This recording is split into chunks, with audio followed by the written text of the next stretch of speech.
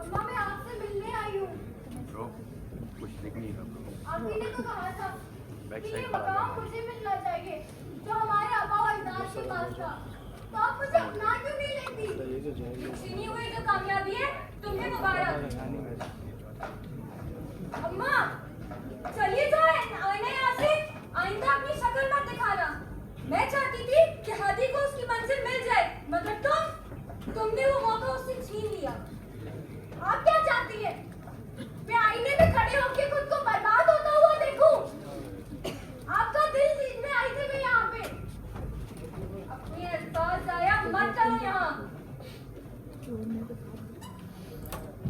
हादी की मोहब्बत में बौखलाए माँ कहने लगी कि कभी वापस ना आना। सुन के बेटी ने भी मानी, उठाया बैग और बात माँ की मानी। किसे पता था बन जाएगी एक दिन ये